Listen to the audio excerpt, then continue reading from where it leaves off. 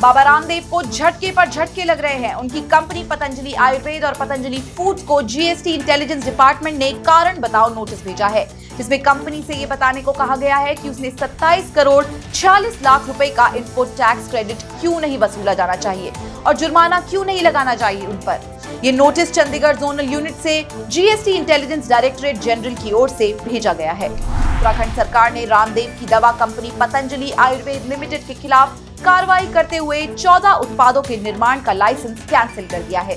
इनमें high BP, sugar, high cholesterol, खांसी और थायराइड जैसी बीमारियों में इस्तेमाल होने वाली कई दवाएं शामिल है। उत्तराखंड सरकार ने सोमवार को सुप्रीम कोर्ट में दाखिल किए गए हलफनामे में ये जानकारी दी है।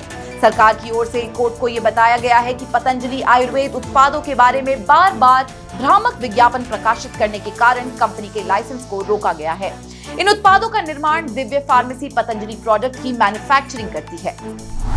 उत्तराखंड में हफ्ते भर से जगह जगह जंगलों में आग लगी है, लेकिन आग पर पूरी तरह काबू कब पाया जा सके ये कह पाना मुश्किल है, क्योंकि तेज हवाएं आग पर काबू पाने की मुहिम में बाधा बन रही हैं। जंगलों की आग बुझाने के लिए सेना और एनडीआरएफ के जवान जुटे हुए हैं। हेलीकॉप्टर से पानी का छिड़काव किया जा रहा है। आग लगाने वालों पर एक्शन हो रहा है, तो लोगों के बीच जागरूकता अभियान भी लगातार चलाया जा रहा है। इस बीच मसूरी में वन विभाग के अधिकारियों ने एक नई मुहिम छेड़ी है, जिसके तहत ऐसी वन पंचायत जिसमें आग नहीं लगती है या वन समिति द्वारा वनाग्नि के रोकथाम के लिए बेहतर प्रयास किए जाएंगे, उसे वन विभाग द्वारा सम्मानित किया जाएगा।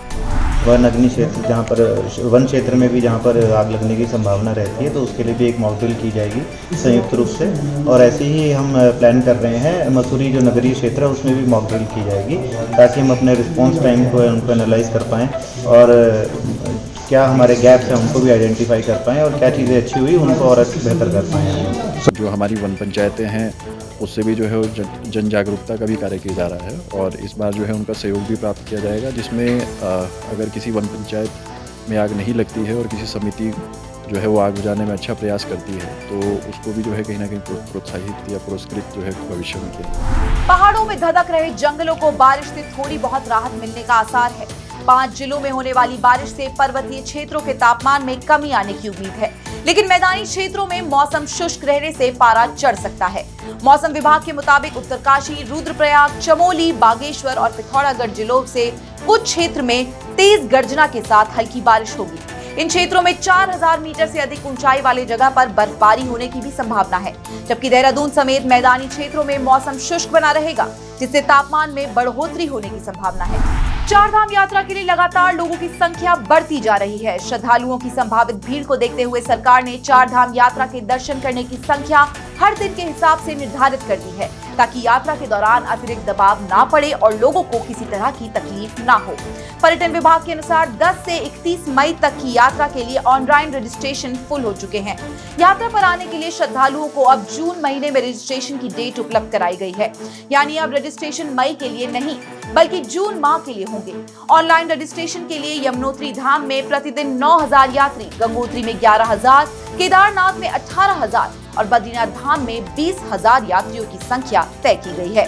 इसमें ऑफलाइन पंजीकरण करने वाले श्रद्धालु शामिल नहीं हैं। उत्तराखंड में लगातार बदलते मौसम में डेंगू और चिकनगुनिया का खतरा बढ़ गया है। इसे देखते हुए अब स्वास्थ्य विभाग ने एडवाइजरी जारी कर दी है। डेंगू और चिकनगुनिया के खतरे को लेकर स्वास्थ्य विभाग अलर्ट मोड पर आ गया है। सोमवार को सचिव स्वास्थ्य डॉक्टर आर राजेश कुमार ने सभी जिलों के डेंगू वायरस संक्रमण रोकने और बचाव के लिए गाइडलाइंस जारी की है। सभी जिलाधिकारियों और सीएमओ को निर्देश दिए गए हैं कि जिला अस्पताल और राजकीय मेडिकल कॉलेज में डेंगू मरीजों के उपचार के लिए अलग से आइसोलेशन वार्ड बनाए जाए। शहरी निकायों के माध्यम से वार्डों में फॉगिंग की जाए। स्वच्छता अभियान चलाकर लोगों को जागरूक करने के लिए भी कहा गया है। बारिश के पहले जो शवर्स होते हैं तो स्वास्थ्य विभाग इमीडिएटली अलर्ट मोड पे आ जाता है और डेंगू और चिकनगुनिया का जो एसओपी जारी करने की जो तात्पर्य है वो बेसिकली प्रिवेंटिव मेजर है और इसमें कहते हैं कि prevention is better than cure. तो इसलिए हमने एसओपी सभी जारी कर दी हैं, नगर निगम को भी जारी कर दिया है, समस्त डीएम्स को भी जारी कर दिया है, सीएमओ को भी कर दिए हैं, बाकी दूसरे डिपार्टमेंट्स को भी हमने एसओपीज हमने जारी कर दिए हैं। पश्चिम बंगाल में चुनाव प्रचार के दौरान सीएम पुष्कर सिंह धामी ने राजस्थान के सीएम भजनलाल शर्मा से मुलाकात की। सीएम धामी ने राजस्थान के सीएम भजनलाल शर्मा को चारधाम यात्रा का निमंत्रण भी दिया। मुलाकात की तस्वीरें धामी ने अपने एक्स हैंडल पर शेयर की है। धामी और भजनलाल दोनों ही बीजेपी के स्टार प्रचारकों में शामिल हैं और बीजेपी उम्मीदवारों के लिए देश भर में प्रचार करते हुए वोट जुटा रहे हैं। उत्तराखंड बोर्ड की कक्षा 10वीं और 12वीं परीक्षाओं का रिजल्ट घोषित हो गया है। पिथौरागढ़ की प्रियांशी रावत ने 500 में से 500 अंक हासिल कर हाई स्कूल की परीक्षा में प्रदेश भर में टॉप किया। रुद्रप्रयाग के शिवम मलेठा 500 में से 498 अंक लाकर दूसरे नंबर पर और पौड़ी गढ़वाल के आयुष 500 में से 495 अंक लाकर टॉपरों की सूची में तीसरे नंबर पर रहे।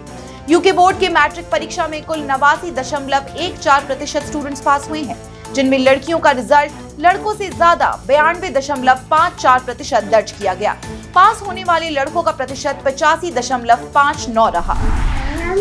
10th की स्टार्टिंग से लेकर एंड तक मैंने कोई ऐसे फंक्शन में जाना एकदम बंद कर दिया था। पूरा फोकस मेरा पढ़ाई पर ही था। घर में मम्मी पापा ने और चाची चाचू ने सभी ने सपोर्ट किया। कोई काम का प्रेशर नहीं होने देते थे। चाचू ने मुझे बुक्स प्रोवाइड करी, गाइड वगैरह वगैरह जो भी पढ़ाई का था। मम्मी ने मुझे पढ़ाया भी, मेरी मम्मी इंग्लिश की टीचर है और उन्होंने मुझे गाइड भी किया कि पेपर को कैसे करना है। ये सभी मतलब बहुत सपोर्ट किया मेरे फैमिली मेम्बर्स ने। पूरा फोकस अपनी पढ़ाई पे ही था। लगभग वो 3-4 घंटे रेगुलरली पढ़ती थी और सोशल मीडिया और इन चीज़ों से काफ़ी दूर थी और एक फोकस होकर उसने पढ़ाई की और ज़्यादा बहुत प्रेशर नहीं लिया अपने पढ़ाई और एग्ज़ाम को लेकर।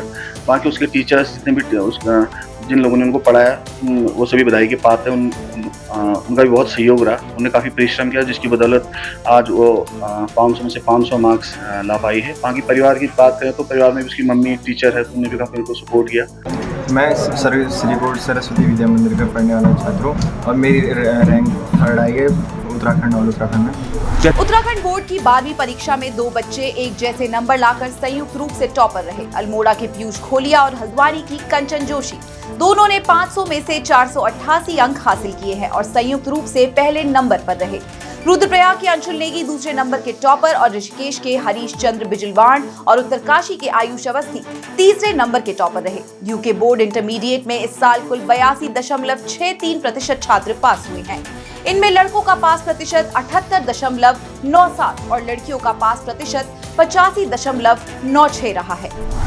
उत्तराखंड बोर्ड की 10वीं परीक्षा में टॉप करने वाली पिथौरागढ़ की बेटी प्रियांशी रावत से शिक्षा मंत्री धन सिंह रावत ने फोन पर बात की और इस कामयाबी के लिए बधाई दी। प्रियांशी, अभी हम देहरादून बुलाएंगे सभी टॉपर बच्चों को और मुख्यमंत्री आवास में सबको आपको सम्मानित करेंगे, मिठाई भी खिलाएंगे आपको। प्रियांशी ने 500 में से 500 अंक लाकर पूरे पिथौरागढ़ और प्रदेश का नाम रोशन किया है। प्रियांशी गंगोलीहाट के JBS GIC स्कूल की छात्रा हैं।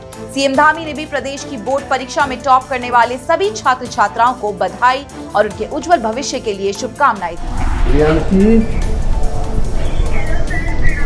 नमस्ते, कैसी हैं? बहुत बहुत बधाई बेटा, बहुत शुभकामनाएं मेरी आपको। बहुत अच्छा और बिल्कुल रिकॉर्ड बना दिया। ये रिकॉर्ड अब आगे भी कायम रहे, है ना? सब जगह खूब पढ़ो, खूब लिखो, खूब मेहनत करो और आसमान छूओ। मेरी बहुत बधाई आपको, शुभकामनाएं। कितने % आया?